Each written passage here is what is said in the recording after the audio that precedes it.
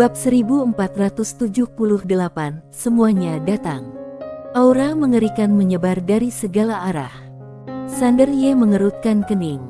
Tiba-tiba, cahaya keemasan muncul di langit yang jauh, dan kemudian puluhan orang keluar. Mereka semua mengenakan jubah hitam. Mereka tinggi dan ditutupi jubah hitam, seperti hantu. Dengan penampilan mereka, aura kematian yang aneh tiba-tiba menyebar dari langit dan bumi. 42 orang. Mereka semua sebenarnya berada di alam pemecah kehampaan. Mayat hidup. Di samping Sander Ye, Gujina Sui mengerutkan kening, matanya tampak serius. Sander Ye menatap Gujina Sui, yang berkata dengan suara berat, di era alam luar, ada beberapa klan besar kuno, dan klan mayat hidup berada di peringkat kedua. Mereka adalah penguasa super yang tak terbantahkan saat ini. Sander Ye, siapa yang menempati peringkat pertama? Gujina Sui berkata, pria aneh itu, dia sendiri adalah sebuah klan, dan klan itu tidak dikalahkan. Sander Ye mengangguk dan menatap mayat hidup itu. Dengan kedatangan mereka, ruang dan waktu di belakang mereka telah diselimuti oleh energi kematian yang mengerikan, dan kemudian terbentuklah area mati. Dia menemukan bahwa ruang di area mati itu telah terkorosi sepenuhnya. Melihat barisan ini, Gunung Mu mengerutkan kening. Tiba-tiba dia menyadari ada yang tidak beres. Ini bukan masalah biasa.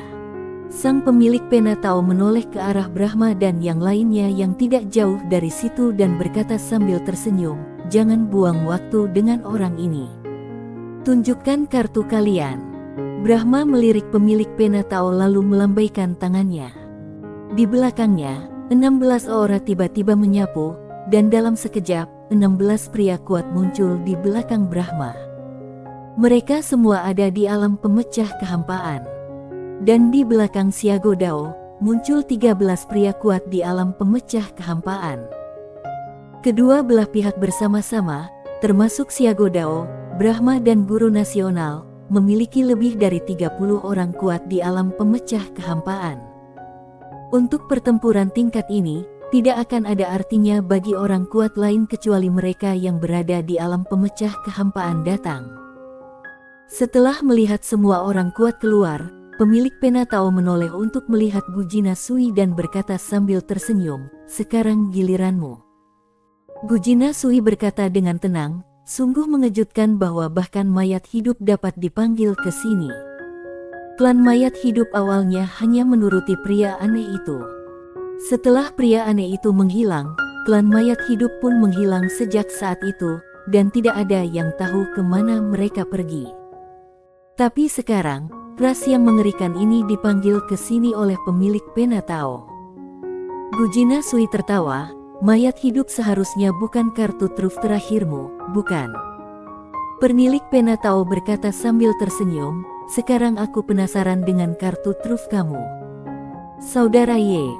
Tepat pada saat itu, tiba-tiba terdengar suara tawa dari langit. Sander Ye mendengar suara itu dan menoleh, hanya melihat seorang pria berjalan perlahan ke arahnya dari cakrawala. Orang yang datang adalah Dewa Tua. Melihat Dewa Tua itu, Sander Ye sedikit terkejut, Kak. Dewa Tua itu tertawa dan berkata, aku dengar kamu dalam masalah, jadi aku datang ke sini. Sander Ye menggelengkan kepalanya, pergi. Dewa Tua itu berpura-pura tidak senang, apa menurutmu aku lemah? Sander Ye tersenyum dan berkata, kamu tahu, bukan itu maksudku. Dewa Tua itu tersenyum dan berkata, aku berutang budi padamu, jadi aku harus membantumu. Sander Ye berkata dengan suara yang dalam, kamu membantuku lain kali. Dewa Tua itu menggelengkan kepalanya.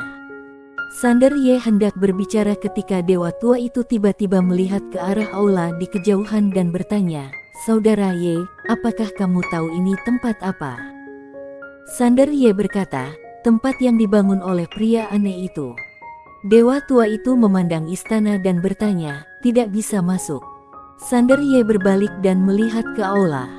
Ada kekuatan penyegel misterius di aula. Kekuatan penyegel misterius itu sangat menakutkan.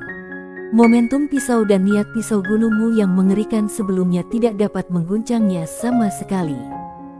Dewa tua itu tiba-tiba bertanya, mau masuk dan melihat-lihat. Sander Ye menatap dewa tua itu dengan sedikit terkejut. Dewa tua itu tersenyum dan berkata, ayo pergi. Sambil berbicara, dia berjalan menuju aula. Sander Ye ragu sejenak lalu mengikuti. Xiago Dao mengerutkan kening saat melihat ini dan hendak mengambil tindakan, tetapi dihentikan oleh pemilik pena Tao. Dewa tua dan Sander Ye berjalan menuju aula. Saat mereka hendak mendekati aula, sebuah kekuatan misterius tiba-tiba menyelimuti mereka. Ekspresi Sander Ye tiba-tiba berubah, tetapi tak lama kemudian dia pun tertegun, karena dia mendapati kekuatan itu tiba-tiba menghilang tanpa jejak. Sander Ye bingung, lalu segera menoleh ke arah dewa tua di sampingnya. Dewa tua itu memandang aula di kejauhan dengan ekspresi tenang, dan dia terus bergerak maju. Sander Ye mengikutinya dari sampingnya. Di belakang mereka, pemilik pena Tao memandang dewa tua itu dan tertawa. Tetapi Brahma dan orang lain di sampingnya tampak bingung. Guru nasional menatap Sander Ye dan pria lain di kejauhan, lalu menyalurkan energi Suan kepada Brahma. Aku khawatir sesuatu yang tidak terduga telah terjadi. Brahma tampak tenang, semuanya bisa dikendalikan. Sang guru nasional menoleh ke arah Brahma. Lah tahu bahwa Brahma menyembunyikan sesuatu darinya. Brahma tidak menjelaskan apapun. Guru nasional pun tidak bertanya. Di kejauhan, Sander Ye dan para dewa tua datang ke aula. Sander Ye melihat aula di depannya. Dari luar, tidak ada yang istimewa tentang aula itu. Tetapi, ketika dia mendekati tangga batu aula, Sander Ye tiba-tiba merasa bahwa tubuhnya menjadi ilusi. Ini bukan menghilang, tapi seperti memasuki waktu dan ruang lain. Melihat pemandangan ini, Xiago Dao dan yang lainnya di kejauhan tiba-tiba menunjukkan cahaya fanatik di mata mereka. Ini adalah waktu dan ruang virtual yang ditinggalkan oleh Tuan. Waktu dan ruang virtual. Ini adalah jenis waktu dan ruang yang istimewa, waktu dan ruang pertama di alam semesta utama, dan senjata sen kultivasi pertama di alam semesta utama. Karena berlatih dalam waktu dan ruang seperti ini dapat lebih memahami virtual dan nyata, hal itu dapat membuat mereka memiliki pemahaman yang lebih baik dan lebih jelas tentang virtualitas dan juga dapat memungkinkan mereka untuk melangkah lebih jauh. Mereka tidak menyangka bahwa ruang dan waktu virtual ini berada tepat di depan aula ini. Mata Xiago Dao menyala dengan penuh gairah, dia tidak bisa lagi menahan diri dan bersemangat untuk bergerak. Jika dia bisa mendapatkan ruang dan waktu virtual ini, kultivasinya pasti akan meningkat pesat, dan dia bahkan bisa melangkah lebih jauh dan menjadi orang luar yang legendaris. Ada sedikit rasa panas di mata Brahma, tetapi dia tetap tenang karena ada hal yang lebih penting untuk dilakukan hari ini. Pemilik pena Tao memiliki ekspresi yang sangat tenang, dan matanya selalu tertuju pada Sander Ye dan Dewa Tua. Pada saat ini, Sander Ye merasa bahwa ia telah memasuki ruang dan waktu yang sangat aneh. Lah dapat dengan jelas merasakan bahwa segala sesuatu di sekitarnya kosong. Perasaan ini begitu aneh hingga membuatnya sedikit linglung. Apakah dunia ini sungguh palsu? Sander Ye berhenti dan perlahan menutup matanya, mengamati sekelilingnya dengan mata batinnya, tetapi yang diamatinya tetap saja kosong. Perasaan itu seperti melihat gambar di cermin, tetapi kamu akan tahu dengan jelas bahwa semua yang terpantul di cermin itu palsu. Itu ada dalam kenyataan, tetapi tidak di cermin. Inilah perasaan yang ia rasakan saat ini, bahwa ruang dan waktu di mana ia berada seakan-akan berada di dalam cermin yang kosong. Awalnya ia tidak memiliki konsep realitas dan ilusi, tetapi sekarang melalui waktu dan ruang khusus ini, ia langsung memahaminya. Pada saat ini, Dewa Tua itu tiba-tiba berkata, "Saudara Ye." Sander Ye menarik pikirannya dan menatap Dewa Tua itu. Dewa Tua itu tersenyum dan berkata, "Masuk." Sander Ye menatap dewa tua itu dan bertanya, "Saudaraku, apakah kamu tidak terkejut dengan waktu dan ruang ini?" Dewa tua itu tersenyum dan berkata, "Lumayan." Sander V. Dewa tua itu memandang pintu aula dan berkata, "Buka." Begitu dia selesai berbicara, pintu aula itu benar-benar terbuka perlahan. Sander Ye. Dewa tua itu berjalan menuju aula. Sander Ye juga mengikuti. Xiago Dao tidak dapat menahan amarahnya lagi saat ini, dan dia bergegas maju. Tetapi, saat dia mendekati aula, dia dihadang oleh kekuatan yang mengerikan. Xiago Dao tertegun, dan detik berikutnya, dia bergegas maju lagi. Tetapi, saat dia mendekati ruang dan waktu virtual yang istimewa itu, dia langsung dikejutkan oleh kekuatan yang mengerikan dan mundur dengan keras. Kali ini dia mundur ratusan ribu kaki. Setelah Xiago Dao berhenti, ekspresinya tiba-tiba menjadi sangat jelek. Pemilik pena Tao meliriknya dan berkata, "Beberapa hal bukan milikmu, dan tidak ada gunanya memaksakan." Xiago Dao berkata dengan suara berat, "Kita hanya akan melihat mereka masuk. Ayo kita singkirkan mereka." Pemilik pena Tao menoleh ke arah Xiago Dao, "Ingatlah ini, mulai sekarang, diamlah dan jangan katakan apapun kepadaku, kalau tidak, jangan salahkan aku karena bersikap sadis." Oh sial. Sekarang dia teringat Honi Sang. Dia pernah ditipu oleh wanita itu sebelumnya. Tentu saja, dia tidak akan membiarkan hal ini terjadi lagi. Setiap kali dia memikirkan wanita itu, dia menjadi begitu marah. Setelah mendengar apa yang dikatakan pemilik pena Tao, wajah Xiago Dao tampak sedikit jelek, tetapi dia tidak berani mengatakan apapun lagi. Sebelumnya, meskipun dia sedikit waspada terhadap pemilik pena Tao, dia tidak takut.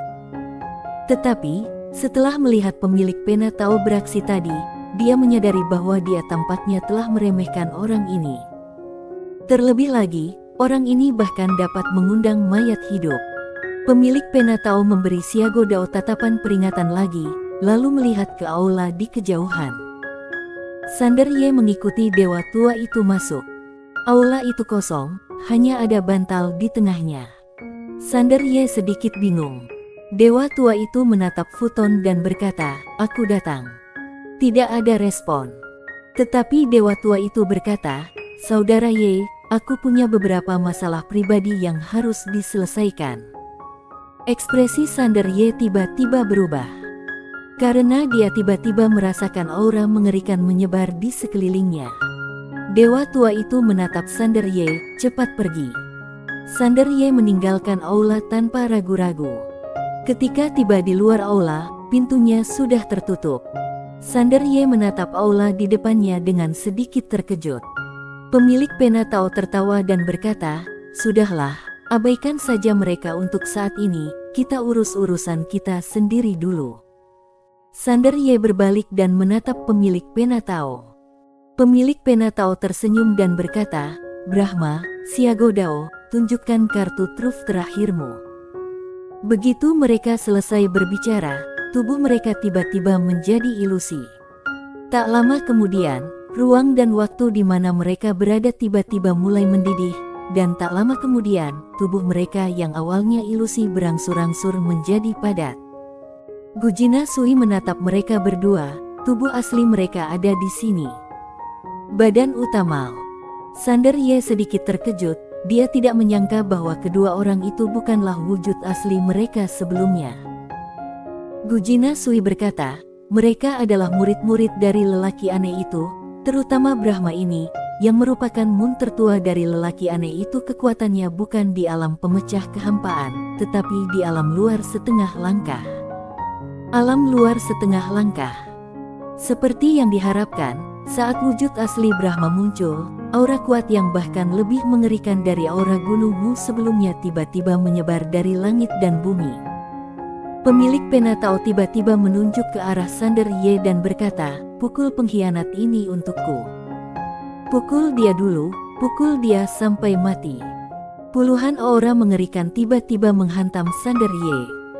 Sander Ye hendak mengambil tindakan tetapi ditahan oleh Gujina Sui. Gujina Sui menatapnya. Apa yang sedang kamu pikirkan? Sander Ye sedikit bingung. Apa yang sedang kamu pikirkan? Gujina Sui menatapnya. Apakah kamu pikir kamu bisa mengalahkan begitu banyak orang? Sander Ye. Gujina Sui menoleh ke langit dan berkata lembut, ini dia. Weng. Suara pedang tiba-tiba terdengar dari langit. Detik berikutnya, seberkas cahaya pedang benar-benar merobek ruang dan waktu di langit. Lalu, seorang wanita berbaju hitam perlahan berjalan keluar. Saat melihat orang itu datang, Sander Ye tertegun. Fen Ye. Tetapi, itu belum berakhir, karena ada seorang wanita berjubah putih mengikuti. Fen Ye. Tuh. Saat Tu melangkah keluar, terdengar lagi suara pedang, kemudian seorang wanita berjalan keluar dengan perlahan. Jessie Mul. Di sisi lain, waktu dan ruang tiba-tiba meledak, diikuti oleh sebuah tinju yang meledak dengan dahsyat. Waktu dan ruang hancur, dan seorang gadis kecil perlahan berjalan keluar. Arya berjalan keluar dengan cara yang sangat keren, menggendong putih di lengannya dan mengenakan sandal. Seolah teringat sesuatu, dia segera mundur, dan di dalam ruang dan waktu di belakangnya, seorang wanita perlahan berjalan keluar. Tezaan. Semua orang dari keluarga Ye yang bisa bertarung ada di sini kali ini. Bersambung.